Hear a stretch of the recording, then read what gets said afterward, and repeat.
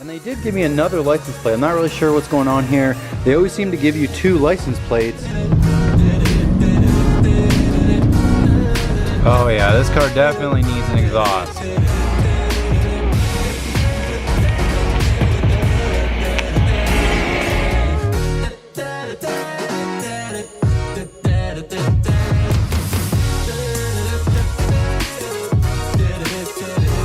I know it is raining out here, it's starting to rain, but the license plate holes are actually not that bad. They didn't pull out any part of the bumper. As you can see, they're like pretty much, hopefully it focuses, they're pretty much flush with the bumper. So there is a big old scratch behind it, which sucks, but that'll be wet sanded. So these are totally flush, which does suck that they're there, but that's actually a huge facelift for this car, not to mention the headlights that I just refinished like a week ago.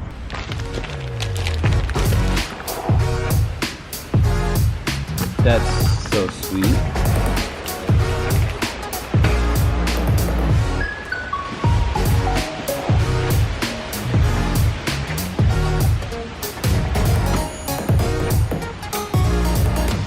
Alright, so I know it's a crazy rainy day. I'm not really sure why I decided to do a video today, but I need to put the plates on the car. And one thing I noticed is I live in Franklin County in Ohio. They give you like these label, it looks like you printed this off with like a Brother label maker instead of doing the little thing in the corner. Normally there's one in the corner. If you're not from the States, you probably don't know this, but Jesus Christ, all my stuff is blowing all over the garage. Hold on. So anyways, long story short, I got my registration. Car is, I got the title, I got everything done. Finally, we are fully registered in Ohio, and I've got my rear license plate. I will be getting a M bracket, just kind of like the very basic black one. It has like an M on the very bottom of it. I don't think it'll cover up this Franklin lettering. And they did give me another license plate. I'm not really sure what's going on here. They always seem to give you 2 license plates. I have another one for the M3 as well. So I've got 2 license plates for this car, 2 license plates for this car, and I also have 2 for the Jeep. So I feel like they would save a lot of money if they would like only need to give you 1, but Jesus, what a great time to film a video. Alright, so let's shut the garage here. God. And now it doesn't even work. I feel like water got in it. There we go. This is like the crappiest garage door opener ever. Alright, so let's do a quick walk around, guys. I know this isn't crazy exciting, but I'm actually extremely stoked that the front license plate bracket only left like this 1 scratch, and then as I mentioned, these are extremely easy. I can either plug them or honestly just leave them, because in pictures, I mean, you might not even be able to really tell that well, depending on how close you take the picture, of course. But anyways, I was really surprised because a lot of times when they have the holes here, it kind of like pulls out the bumper a little, and there's like a little, it looks like a nipple to be honest with you, but this doesn't have any nipples on the front, which is nice. For once there's no nipples, that's a good thing. So we're gonna walk around here, tinting very shortly, and there's the rear plate. I will definitely get a new badge, all that stuff. So we are good to go. And this car is 120,000 miles, guys. I forgot to mention that in my intro video, but yes, it does have 120,000 miles.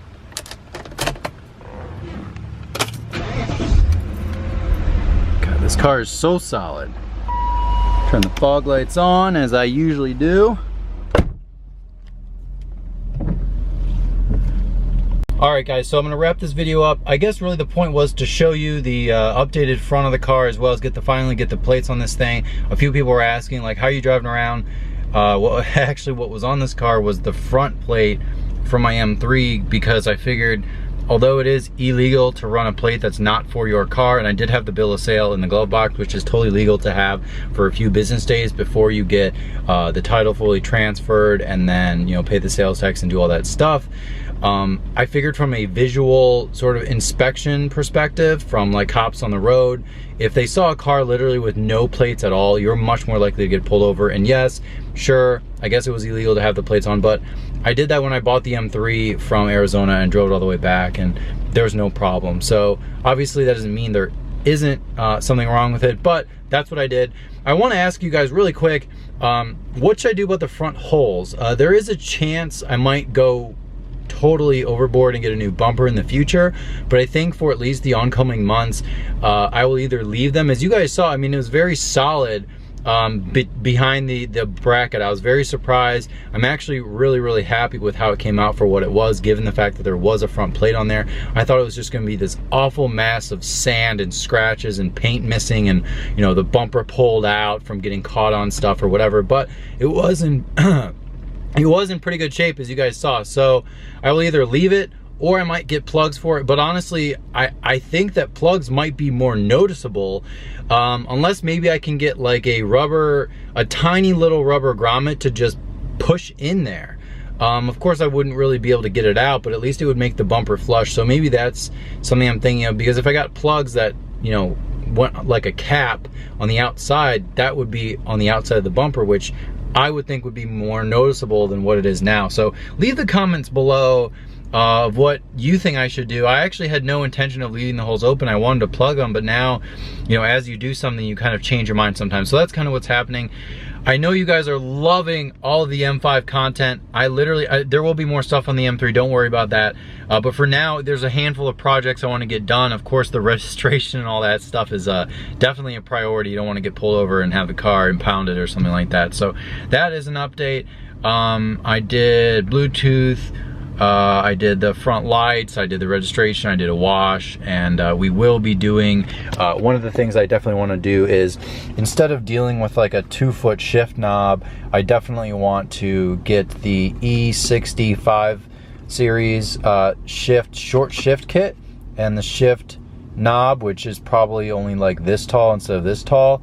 And maybe that'll help with some of the play, because although this is in neutral, I could actually even put it, you know, like in third. It has play, which I'm not a huge fan of, and the throws are just, you know, you can slap it around a little bit, but it's not ideal. So that is what I'm planning. I love the comments below. Keep them coming. Like I mentioned, I appreciate all the feedback. I know you guys are loving this car, and kind of even with the black paint, everyone's like, oh man, you're gonna do all this stuff. I can't wait. It's gonna need wet sanding. It's gonna need a full 2-step paint correction.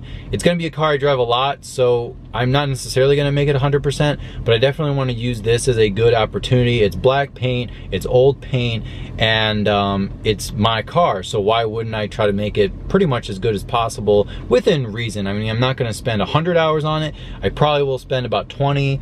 A full weekend is probably pretty realistic with a Friday night plus Saturday, Sunday. I can probably knock it out, and maybe a few of my friends mentioned coming over and helping, so we'll see how that plays out, and I haven't really decided on exactly what process I'm gonna be using. So that's another update for this car as well. But do definitely leave me a comment about the front. That's kind of what this video is about. A quick little update. I don't want to be too long, but you guys got a little update for the car as well. I'm headed out, and thank you guys again for watching. Don't forget, I do actually have an email that I created. It's brandon@shifted-perspective.com for intelligent questions only. If you're asking specific questions about the M3 or, you know, this car or the Jeep or something like that. The comments I do answer, as a lot of you guys have hopefully known, and Instagram I do answer, but sometimes when Instagram I'm on the go, so my answer might not be as well thought out as maybe in an email if I'm sitting in the evening, or, you know, if I'm standing in line, I'm typing a full email. So I'm much more likely to do a full in-depth response, because if you're emailing me,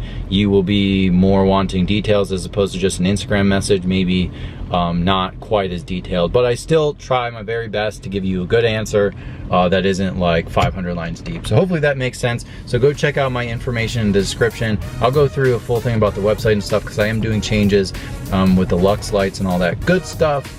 And of course, more to come as usual. But in the meantime, go check that out. Thank you again for watching, and I'll see you next time.